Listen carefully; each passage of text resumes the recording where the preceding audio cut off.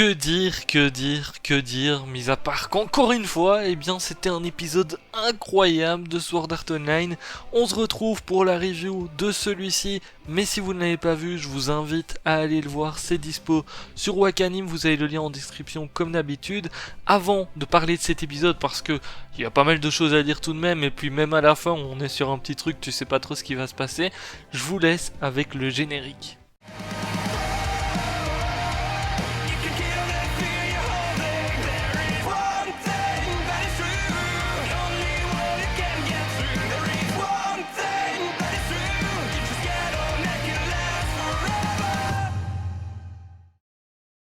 Bon, je pense qu'on peut le dire, on a eu un Kirito incroyable dans cet épisode, clairement, avec son combat contre Miller, on va y revenir un petit peu plus tard. Et j'ai envie de dire que l'attente, elle fut longue, l'attente de voir Kirito se réveiller, mais qu'est-ce qui nous a fait quand même? Parce que bon, entre son combat contre Wasago et son combat contre Miller, faut avouer qu'on a eu le droit à du grand Kirito depuis 2 épisodes maintenant. Allez, 3 si on compte la fin de celui d'avant.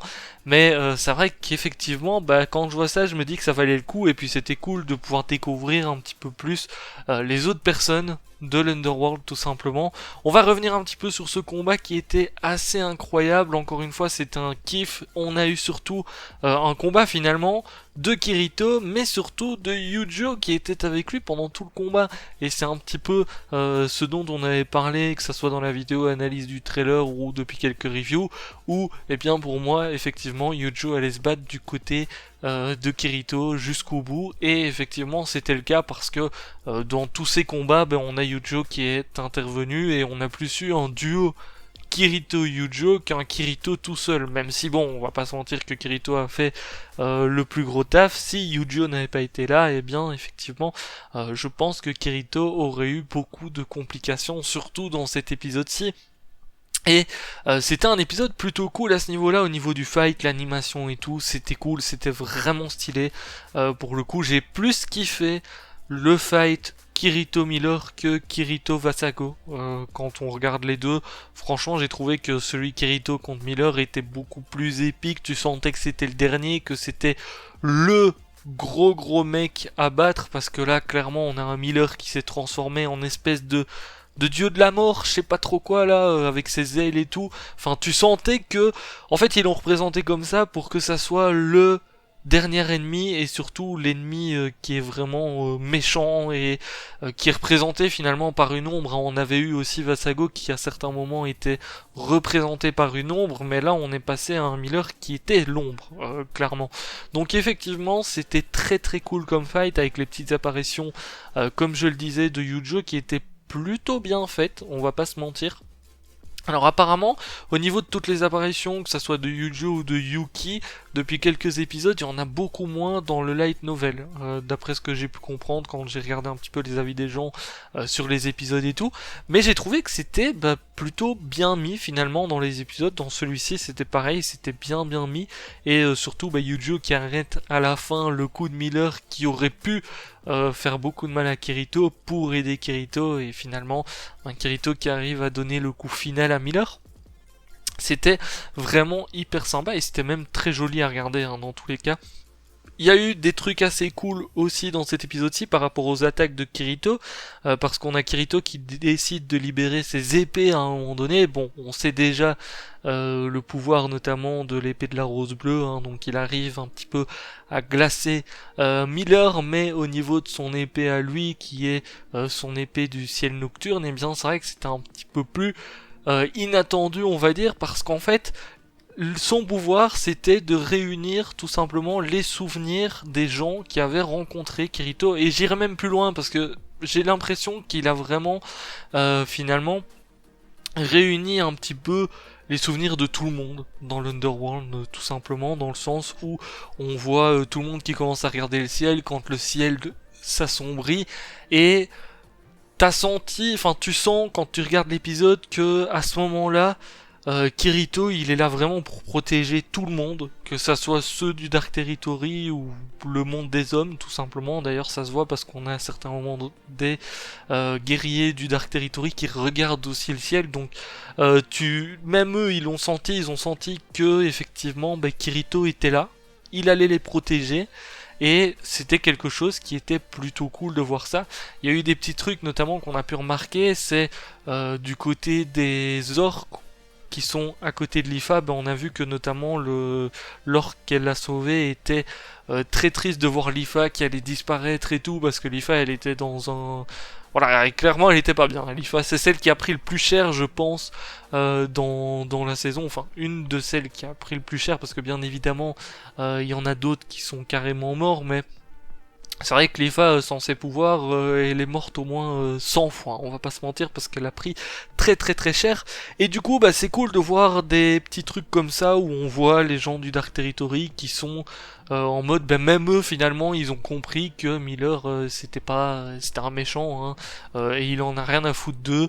Et tu vois que, en regardant le ciel qui devient noir et tout, ils sentent que Kirito est là, l'air de rien, pour les protéger eux aussi. Donc ça, c'était très très cool.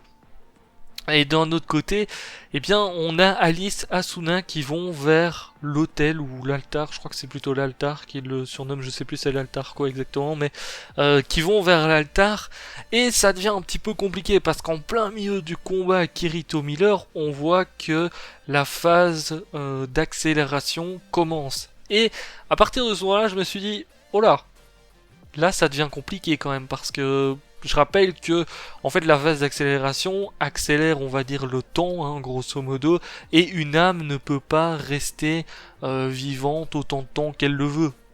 Et du coup avec l'accélération, c'est vrai que puis on aurait eu pour 200 ans, je crois qu'ils ont dit un truc comme ça. Et finalement une âme elle résiste quoi, 150 ans, un truc comme ça, donc c'est vrai que c'est très très compliqué. Et notamment, on a cette petite phase d'accélération où je me suis dit, non, il va quand même pas perdre, ou il va se passer un truc là. Et finalement, tu vois tout le monde qui commence à se déconnecter, parce qu'on le savait, les joueurs qui étaient connectés directement de chez eux et tout, ils allaient être déconnectés pendant cette phase-là, mais au niveau de Kirito, Miller, Vasago aussi, et Asuna du coup, qui sont connectés directement à partir de l'Ocean Turtle, c'est un petit peu compliqué, sachant qu'il est en plein combat, il peut pas aller jusqu'à la console pour se déconnecter. Finalement, il arrive à gagner contre Miller, et là, on a une scène qui m'a fait frissonner, mais genre x10, où il dit ciao finalement à Yujo, hein. Il fait ses adieux un petit peu à Yujo, et quand il fait ses adieux à Yujo, c'est un petit peu comme s'il faisait ses adieux finalement à l'Underworld. Ensuite, il rejoint l'altar justement, où Asuna l'attend, et à partir de là, c'est un petit peu compliqué. Alice a disparu, donc logiquement, alors j'ai l'impression qu'effectivement l'objectif est accompli, et du coup Alice a réussi et a disparu parce qu'elle va rejoindre le monde réel, on va dire ça comme ça.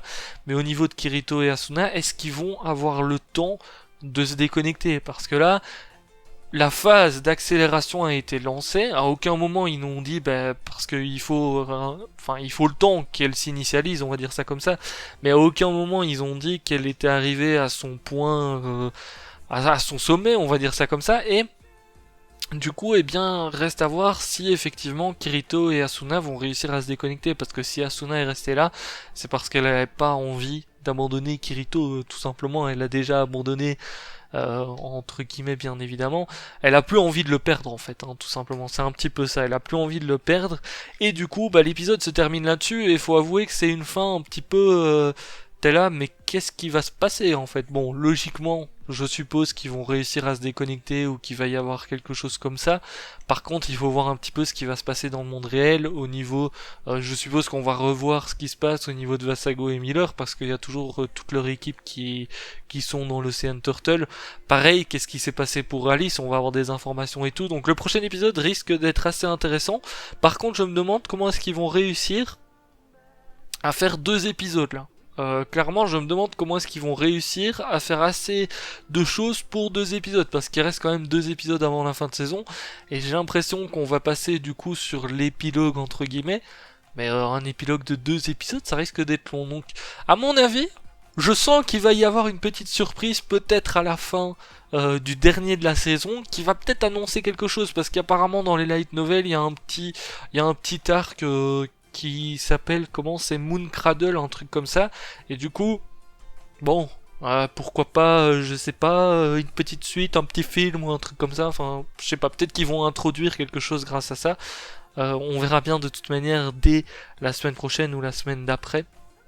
Vu que comme je vous disais, il reste 2 épisodes, mais c'est un épisode encore une fois incroyable. Là, je pense qu'on va passer sur des épisodes un petit peu moins. Bon, on risque plus d'avoir d'action et tout, mais c'est surtout conclusion de l'histoire et tout. Donc on en reparlera un petit peu dans le prochain. Je sais pas s'il y aura des reviews du coup jusqu'à la fin, parce que peut-être que le dernier épisode ne sera pas aussi intéressant que ça. On verra bien de toute manière par rapport à tout ça. Mais si jamais vous voyez que, bon, logiquement la semaine prochaine il y aura encore une review du coup, mais peut-être pas la semaine d'après. Je verrai bien si j'ai beaucoup de choses à dire, mais on fera un petit peu la conclusion aussi de tout Alicization, j'ai envie de dire, vu que bah, ça fait partie d'Alicization, la guerre, donc on parlera un petit peu de tout ça. Sur ce, je vous laisse là, je vous dis à très très bientôt. N'hésitez pas à lâcher le petit pouce bleu si la review vous a plu, n'hésitez pas encore une fois à donner votre avis en commentaire, même si je sens qu'il va y avoir des commentaires OMG Kirito et tout, parce que quand il se passe quelque chose comme ça, c'est toujours le cas de toute manière. Et je vous dis à très très bientôt, ciao, ciao.